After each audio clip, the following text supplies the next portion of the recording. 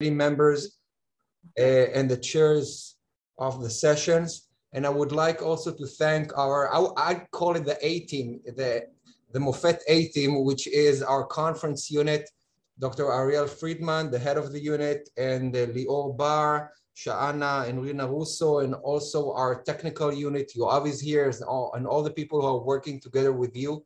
And I'm really wishing you a wonderful conference and a real thinking about the new role of academic, society, teaching and learning, and how everything is blending together into a holistic perspective of what does it mean to be an academic profession in Israel and abroad. So thank you very much and have a wonderful conference. Thank you. Okay, thank you, Professor Schechter, for your words of welcome. And I'd like to invite Professor Leah Kuzminski, President of K Academic College. Leah? Thank you, Ina. I'd like to welcome you to our international conference, the third mission. The two traditional missions of higher education institutions, as were mentioned before, are research and teaching. To this, a third mission has been added, which is our responsibility towards the community. The idea of the third mission developed following the Second World War. Governments initiated the development of academic institutions with an explicit third mission: to contribute to the progress and development of the surrounding communities, mainly those in the geographical, peripheral, or the periphery of their countries. This initiative included the allocation of resources and activities that enhance those far from the center areas. In recent years, we conceptualize the third mission as a shift from an ecocentric to an egocentric orientation, with each faculty member and the institution adopting a mindset that manifests a deep responsibility towards its ecosystem and the surrounding communities. In this sense, our conference celebrates the responsibility and involvement of each one of us in promoting equity and social justice in our community and worldwide. I'm greatly thankful and appreciative of the collaboration between the Mofet Institute and K Academic College of Education. So thank you, dear partners. I'd like to extend a special thanks to Professor Chen Schechter, head of the Mofet Institute, and his entire team. And special thanks to Professor Mark Appelbaum from K College and our teams at the college that have been working around the clock to organize this important conference. It is time to begin this exciting day. I'm very eager to hear your presentations and learn from your collective experiences in implementing the third mission worldwide. בהצלחה. Thank you, Leah. Thank you very much for your words. And now I'd like to invite Professor Mark Appelbaum, Head of Research and Evaluation Authority at K Academic College of Education and Conference Academic Chairperson. It's birthday today. It's my birthday. It's conference day today. Thank you, Ina. It's my pleasure to welcome all the participants to the one-day virtual conference. I'd like to share with you a piece of history of the conference series, but as mathematician, I feel the need to challenge you with some tasks and to make some wake-up ceremony, mathematics ceremony. So if you can see the sentence, only this who is able to see the invisible can do the impossible. So can you see the invisible in the task that I presented right here? What is the special? I hope that all the tasks are correct. What do you think about the task? You can chat, you can answer. What do you think about it?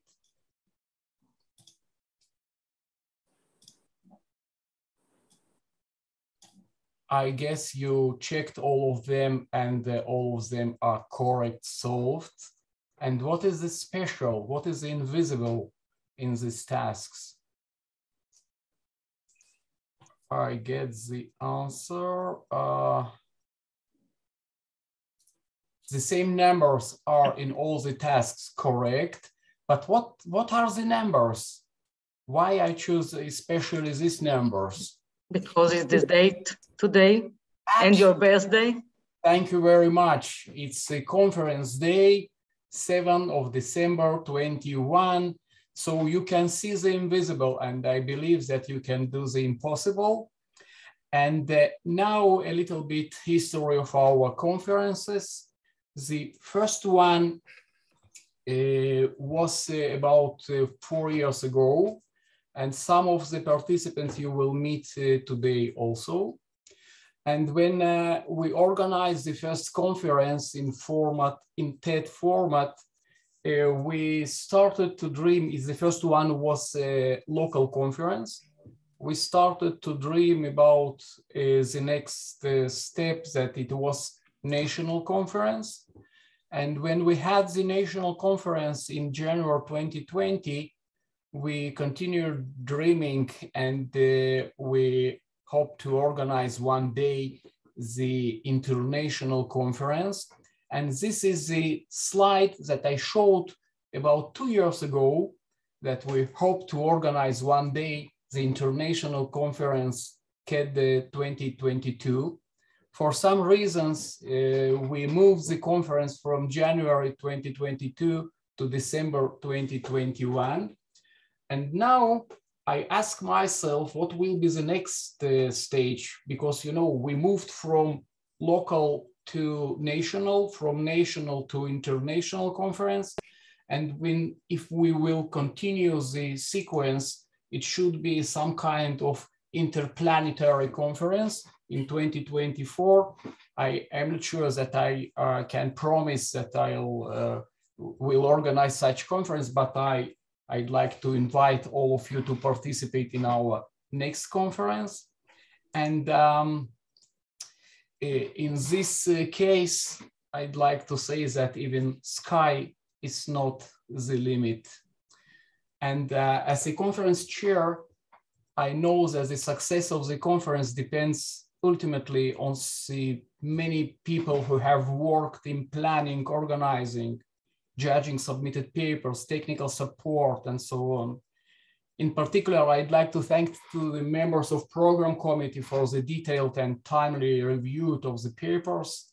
Great credits should go to the organizing committee members who have all worked extremely hard for the details of important aspects of the conference program and social activities.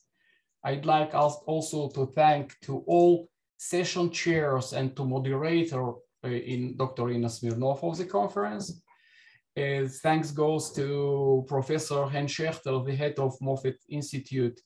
I cannot even imagine better partner for academic activity in general and the organizing conference in particular. Thank you, Professor Hans Schechter.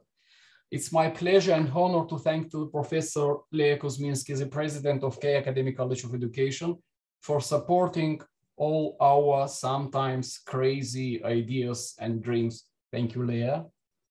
And I wish all you a very useful, fruitful, and joyful conference. Thank you.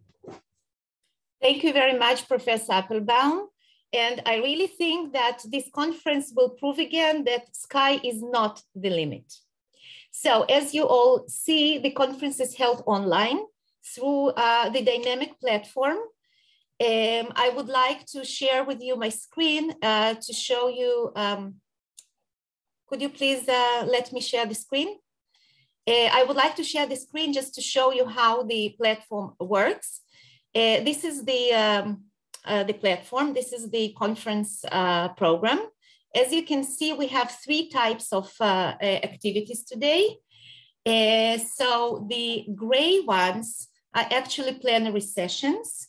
And by clicking on the text box, you can get to a more detailed description of each session. We have 2 plenary sessions. The light blue refers to parallel sessions. I would like to show you how it works. Once you click on the text box, you get all the list of all the presentations during each of the parallel sessions. And once you click on the title of the session, you can get information about the presenters and summaries with references for each of the presentations. We also have events that are in green. So in green, there are two types of events. The first one is a cultural event with Israel Rabinovich, who will take you to a fascinating exhibition. And the second event is a so-called social event. Pessi Fake will take you to a very refreshing and stimulating activity. You will need a chair for this activity, but this time you are not going to sit. You're going to use your chair for some yoga, light yoga. So we highly recommend you to attend these two sessions. And then we come back to another plenary with Professor Eugene Matusov. And we have a time slot from 3 to 4:10, 2 parallel sessions. At the end, we'll come back to our closure to sum up the day. And I truly believe that we are all going to have a very meaningful, interesting, relevant, and thought-provoking day today. So enjoy your day. And it's a great pleasure for me to introduce our first keynote speaker, Professor Halleli Pinson from Ben-Gurion University of the Negev, Israel, who is going to present Context Matters, a sociological perspective into educational and social change. Professor Pinson, the stage is all yours. Well, thank you very much. I can't share, so. Just a reminder, if you have questions, you can write them in the chat during the presentation, and Professor Pinson will relate to your questions at the end. And in the end, Professor Pinson will allow you to ask questions if you have any, not in the chat. Thank you. But I still can't share my presentation. Can you hear me? Yeah, 1 second, please.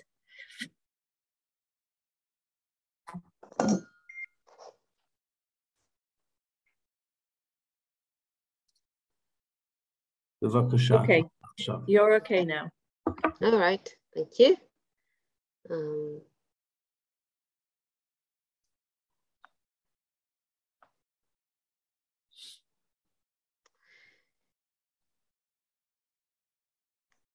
Okay, so first, thank you very much for having me this morning and for letting me basically opening this important conference.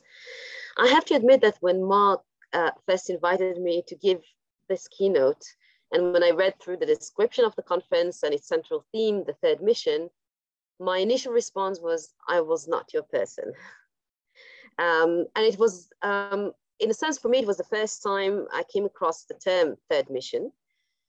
But while reading through different writings about the third mission, I nonetheless realized that while I wasn't familiar with the specific term, I'm definitely familiar with the discourse behind it. And for full disclosure, I have also to admit that I'm in a way a bit critical of this discourse. So in light of this, just before I start, let me just say that I'm talking to you this morning, not as an expert on third mission and program or practices, and I'm not here to teach you about third mission, but I'm merely here to offer you this morning a glimpse into my toolkit as a sociologist of education and my understanding of the theme, including my criticism. And I will invite you to take this toolkit and to use it as you go along through the conference. And I hope it will be interesting and useful, and you'll find also connection between what I'm going to say and how I'm thinking about context and the mission of third mission. So part of the third mission suggests, in my understanding, that in higher education institution, we need to be, higher education institution needs to be more immersed in their surrounding or their ecosystems, and that our teaching and learning needs to be more contextualized.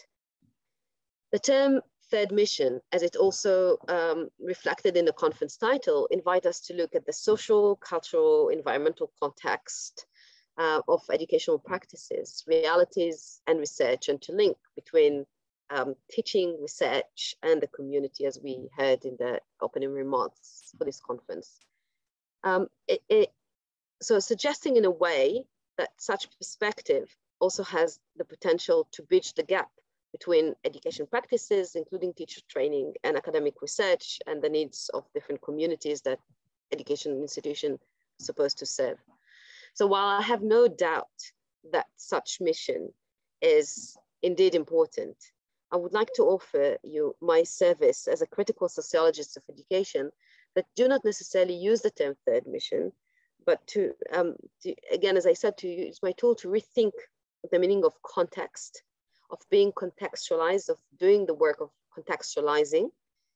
And it is important to me to say that I do not intend to say that my way is the only way of thinking about context, but merely to offer you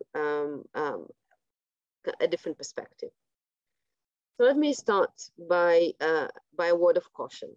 I believe that it is that in simply saying that we need to see education within the wider social, cultural, environmental context, we run the risk of being too simplistic, especially if we stop at saying context matters without thinking or unpacking what do we mean by context, what context actually means.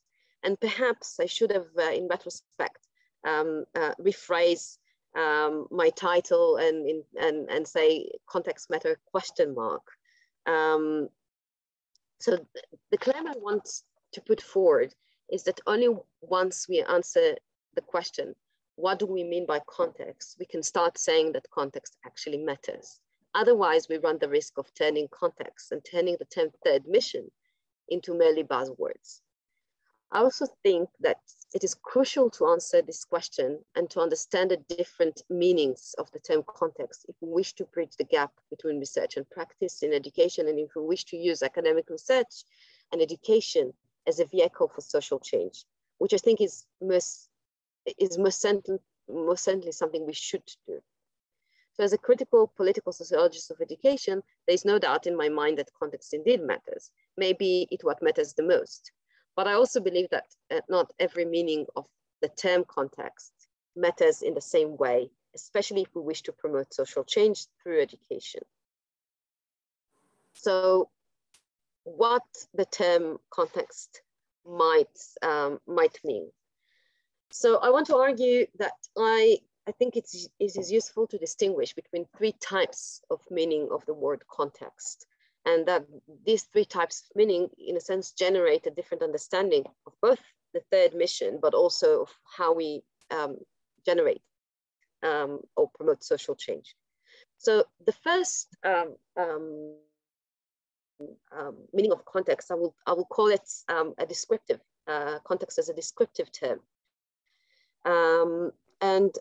It is perhaps the most, I would say, that unfortunately, I think it's perhaps the most common understanding of context.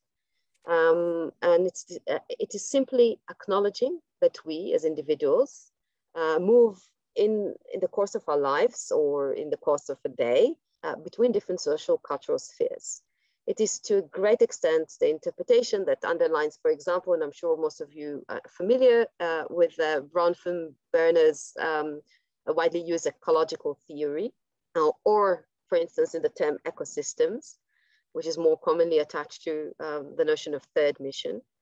And Bronfenbrenner, as I'm sure many of you know, see our development as individuals as affected by the quality of the different spheres we live in and the relationship between them. The theory identifies different levels, like the micro contexts, the family, the meso ones, like schools or communities, or the macro ones, the wider society, our norms, values, and so on and so forth. While I think when it comes to social psychology, the very act of acknowledging that individuals' development is affected by the quality of the different contexts they live in, that our lives are not unified, universal, that what happens at the macro system can shape our experience at the meso or the microsystem is of course important. But I would like to argue that it is limited. And the same goes, in a way, we often use the term ecosystem, which in a sense describe the different spheres that are relevant for institutions such as colleges, universities, schools, and so on. So in a sense, if Bronfenberger talked about the different spheres, the context of the individual, ecosystem talks about the different context for the institutions. And I think such approach do not give us enough tools to understand the different people who differ by their social categories, not by the individuality and not by their institutional affiliation, but by the different social categories they belong to, experience sometimes context and the same context differently. I call such approach, as well as other approaches that simply focus on the fact that there are different contexts, whether it is by distinguishing between micro, meso, macro, or whether it's by employing other categories, descriptive. They are descriptive because they only name the different contexts, the spheres we move in between, and that shape and the sphere that shapes our lives, including our educational trajectories. They don't give us tools to understand, as I believe and I read those theories, how those contexts and the differences in the context and the spheres came about, how those contexts were shaped, why we have different trajectories within them for different people, and how we can change our social context, especially if we want to generate more equitable society. The second meaning of context can be both descriptive and normative. In what underlines the understanding of context of perspectives such as cultural sensitivity research or pedagogy, multicultural education, and agendas such as celebrating diversity. And correct me if I'm wrong, to a great extent, and I could hear also from the video at the beginning of the conference, what underlines some notions of third mission statements, and the one which it is the one that are more socially oriented and less business oriented. And so this perspective bring us, as far as I see, a step further than the simple descriptive ones. And it brings us a step further to what I think is fundamental understanding of context that enable us to generate change. It acknowledges that different people from different social groups might experience the different macro meso system or the ecosystem differently. It acknowledges that within educational settings, we need to give room for social cultural differences. It is descriptive because, again, it mainly names and lists different groups that are included or that we want to include in our institution. But it also normative because it set an imperative for us to be more diverse and inclusive in our learning and in our institutional spaces. But such an approach has one fundamental problem. While it is normative in the sense that it wants our institution to be more responsive to different contexts, to students from different social and cultural groups, it often does so by mainly saying, here we acknowledge that there are different cultures. We celebrate diversity, and thus the normative imperative, in a sense, remain at the descriptive level, not addressing deeper, less comfortable questions of why or what are the roots of people from different social groups experiencing our institution differently and having different opportunities. And if I'll be more harsh, if I just may, I would say that, for instance, the Celebrating Diversity agenda is often a feel-good practice. We have representation of different cultures, different types of students. We pat ourselves on the back when we celebrate the Sigd, Eid al-Fitr, if we're in dominantly Jewish Hebrew institutions, and say, well done. But do these moments, temporary or even more constant, lead to social change, to a more equitable society? Do such perspective take into account not only the fact that people come from different cultures, but that they also experience social context differently because they come from different cultures, that they have different opportunities?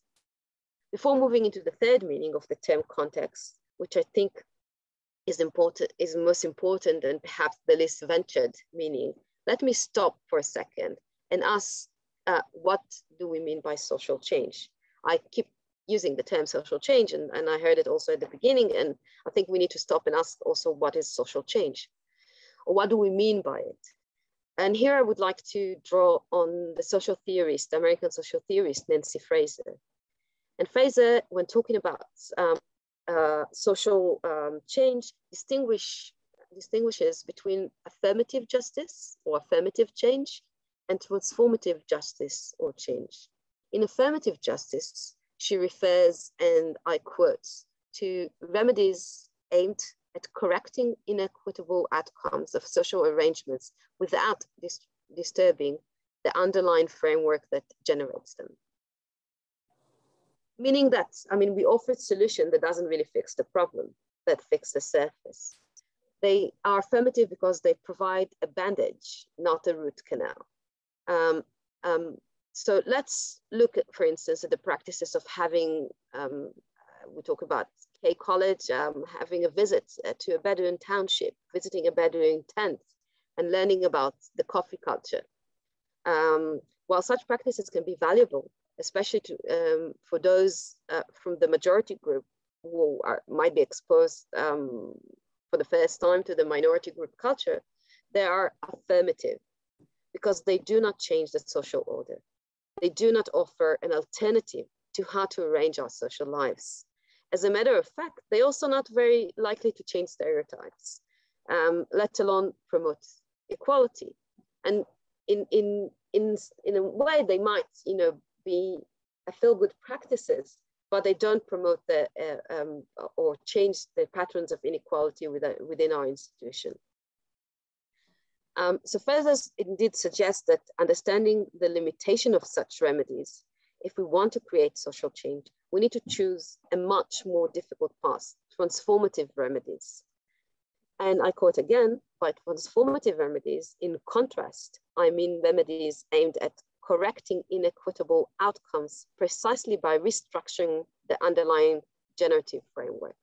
Meaning that such transformative remedies, as Fraser suggests, can need to go deep into how our social order is organized. They can touch at the meaning of distributing our and rethinking about distributing our material resources differently. And it is to think about remedies that might change our, not only the material realities and in turn shape the social order, but even more challenging than that, offering transformative type of remedies that touches the symbolic, not the material redistribution, or what Fraser referred to as recognition, which means reshaping our social sphere in a way that transforms the existing social order. So this understanding leads me to the third meaning of context, which I believe is crucial if we want to be transformative and not only affirmative in our social change, and that it is the understanding of context as political. And when I say that context is political, any context, social, cultural, economic, and so on and so forth, I don't mean that it is political in terms of that the term political is synonym to partisan politics or political debates.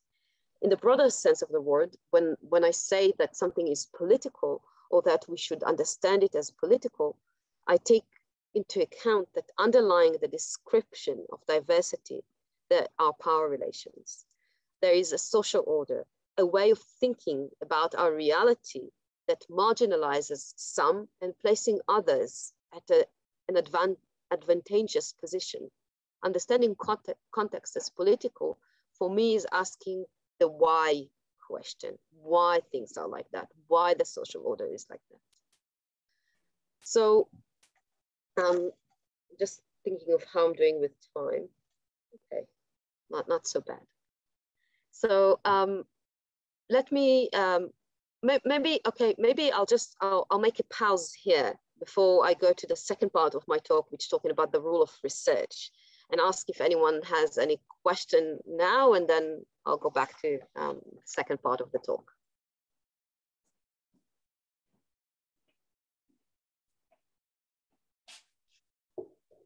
So no, okay, so I'll just keep going. Probably towards the end of your presentation, there will be more questions. No problem, no problem. Okay.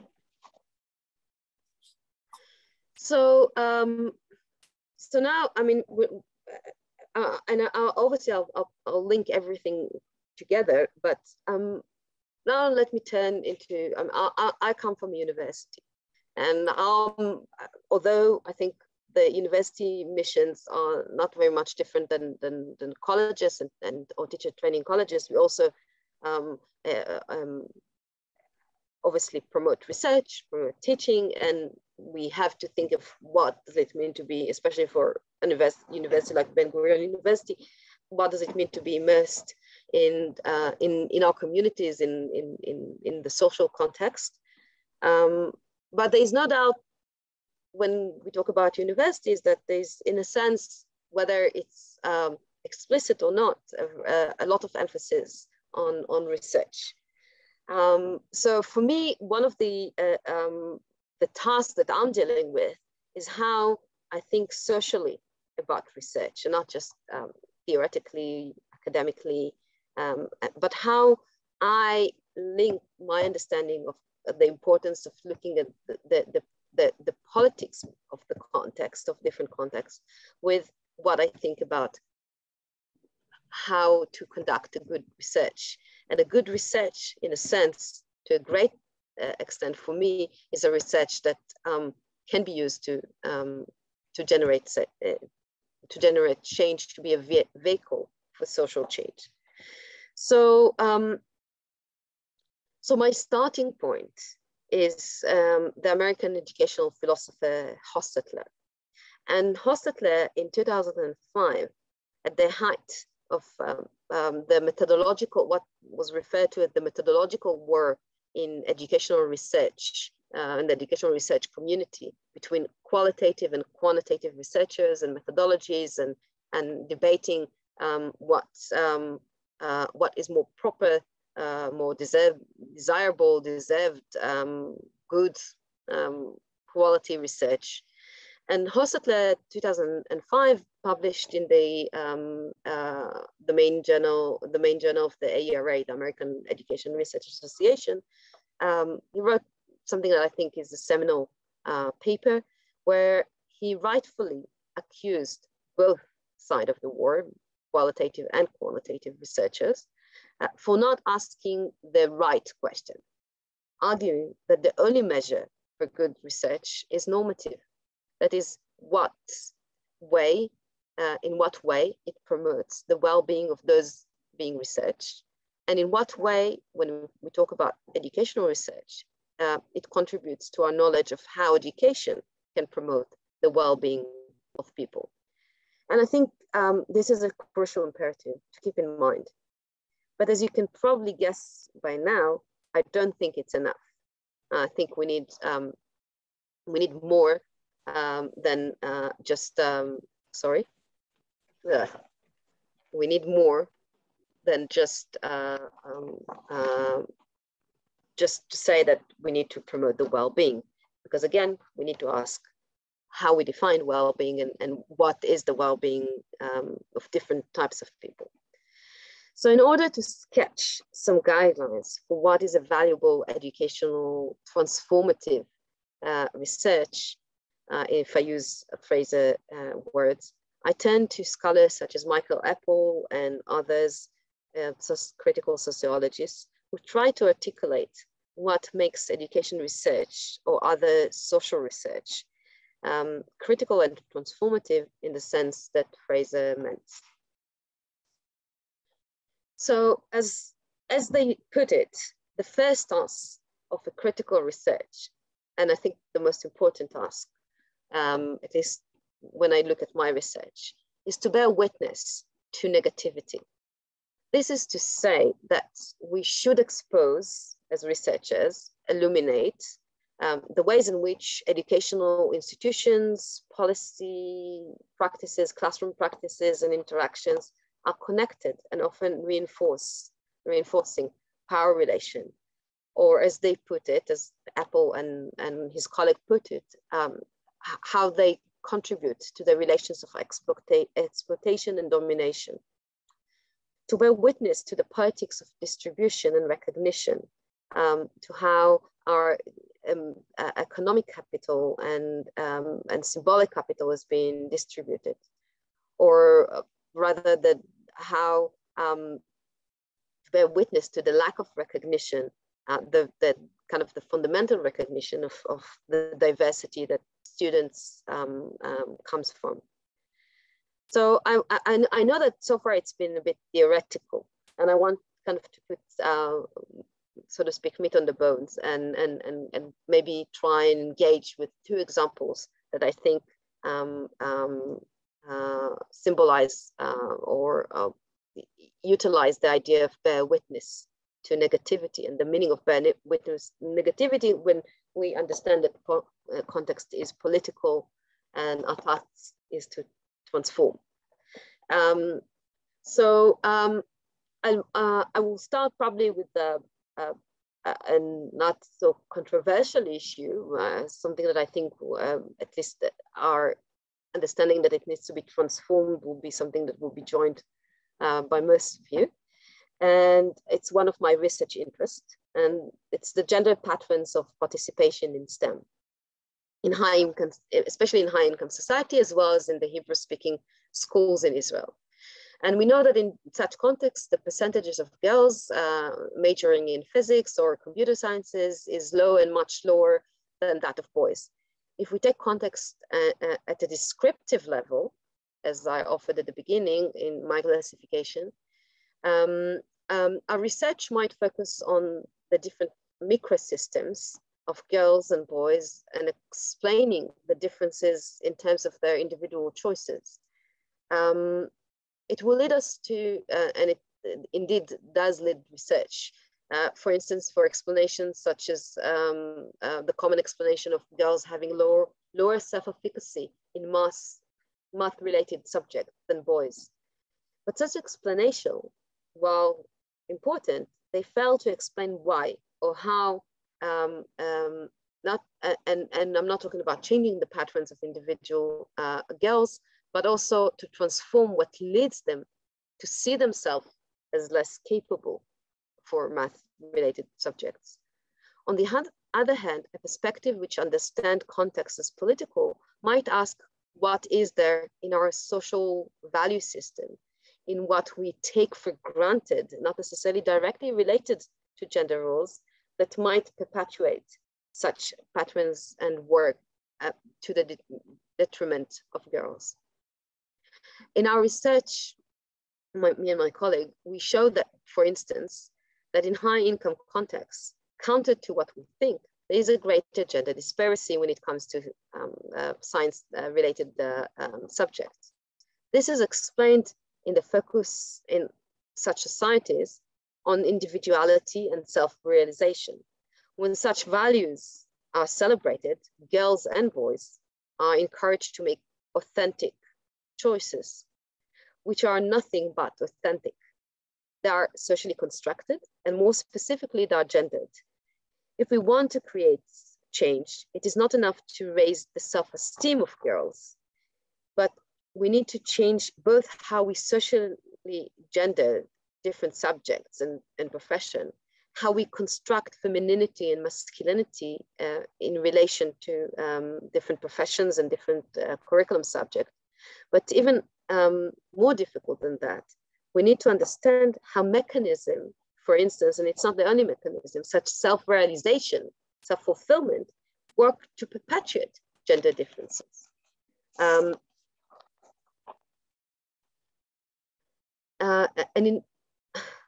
I want to give another quick example, and I'll finish with that so we can leave enough room for discussion. So another example of bearing witness to negativity, this time not from my own research, but perhaps the type of question I would like education research to ask, is the case of literacy in Arab-speaking schools in Israel. It is a known fact that the Israeli education system, Arab students, even after 12 years of schooling, often suffer from linguistic disadvantage. And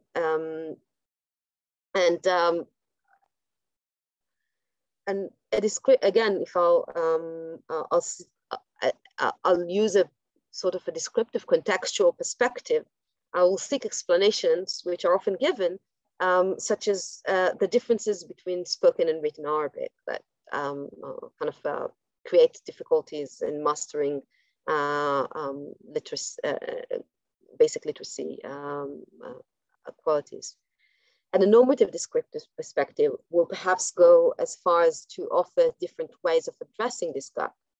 But a political contextual approach that seeks to be transformative, that seeks to bear witness to the negativity of our education and social order, will ask why, despite the fact that we know this problem exists. We even know, at least there's one explanation that can be, which is the kind of the distinction between spoken and written Arabic. And we know this for decades. It's not a new, I don't think I shocked anyone by saying it. Why it remains an under-addressed problem, how the assumptions that the Ministry of Education or the people in the Ministry of Education responsible for literacy have on literacy, the way we teach literacy, the dominant approach to language instruction, deprive Arabic-speaking students, and why it's still going. Just to say that this does not mean that someone necessarily intentionally preventing us from changing this, from re-examining our assumption, but that those assumptions are political and not coincidental either. So before I finish, I just want to highlight two other elements that are important in order to create a transformative, socially aware research. The other imperative is that our research should focus on marginalized groups, to use research to empower them and to give them voice, and also to critically examine current realities that offer us some sort of a counter-hegemonic action, highlight those events. And when it comes to education practice, to not only examine, but give space for counter-hegemonic action. And obviously I have ample examples, but I think if we want to have some discussion, I probably should come to conclusion and finish. And I want to I hope I raised some questions more than give you answers, but I want both to invite you to ask questions or to comment, to disagree or agree with what I said and the toolkit that I offered. But I also wanted to ask you, especially those of you who come, sorry about the spelling mistake, come from teacher training, what a transformative teacher training looks like. And how does teacher training and education practices that committed to social change, fundamental social change, looks like. So with that, I'll finish and really open the floor for discussion.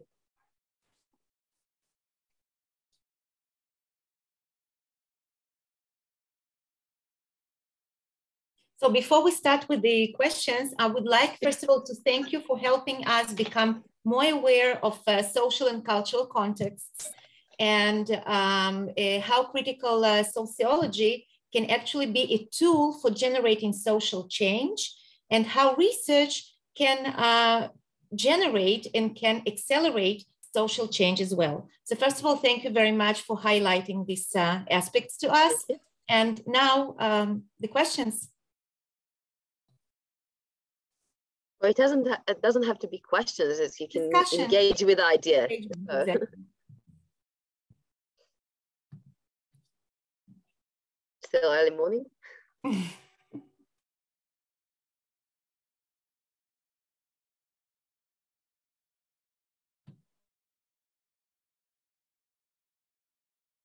I guess people need some time to digest this, the ideas that you presented, and just to see how it can be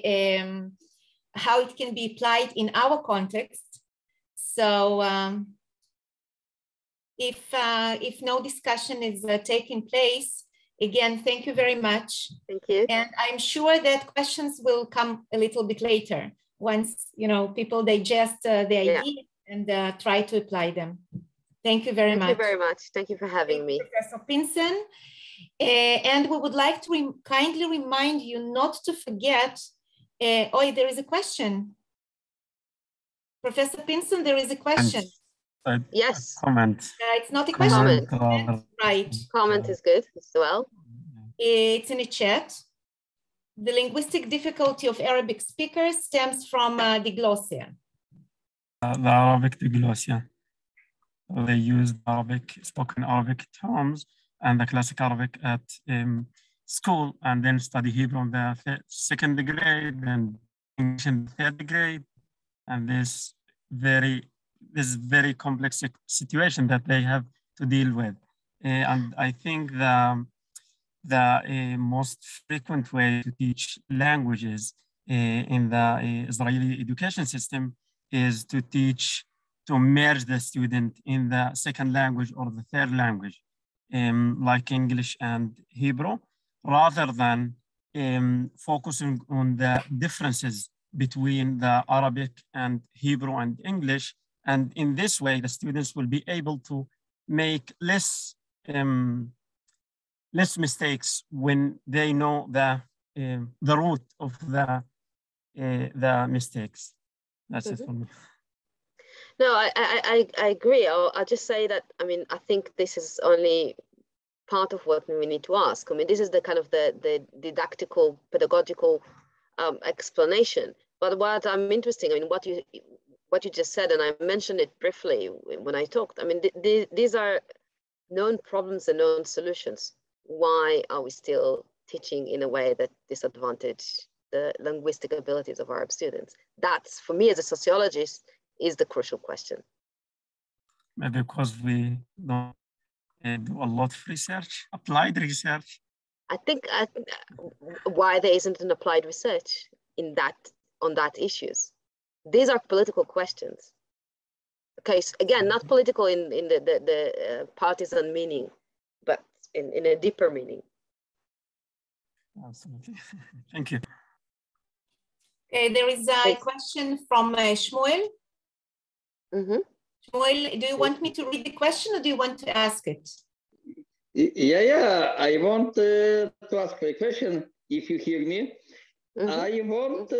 I want to ask you, what, according to your opinion, will be impacts of COVID-19 pandemic on the future of sociologist aspects of education and sociologist aspects of educational system?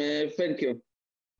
Okay, I'll be a bit more clear about the question. I think what you asked is what are the social implications of COVID-19, and I mean I can elaborate on that quite a bit, but if I have to summarize it in one sentence, obviously, as in any other sphere, COVID-19, the pandemic just exacerbated existing inequalities. So it made them more severe. And again, I mean, this is something that just an anecdote. When in the summer of 2020, when we were in the height of the pandemic, the Ministry of Education, the chief scientists, they put together kind of working groups of researchers from universities and colleges and etc. And I participated in kind of one of the events, the kind of the initiating events of this working groups. And one thing that wasn't on the item, and I think this is, again, I mean, looking at why and how we can change that, was how, with looking at social inequality and distance learning and closures and so on and so forth. And actually, after a while, I mean, the Ministry of Education decided to set that group, but the kind of the instinct was, we don't need to talk about inequalities. So that's kind of an anecdote. Thank you, Professor Pinson. Thank you for such a thought-provoking speech. Thank you. And now we would like to kindly remind you to enter the first session, which is in light blue, if you look at the program, and you can click on the text box in order to get to the session itself. The session will be chaired by Regina Ben-Shitrit, and it starts in 3 minutes. So enjoy the rest of the day, and we'll meet in the second plenary session. Thank you.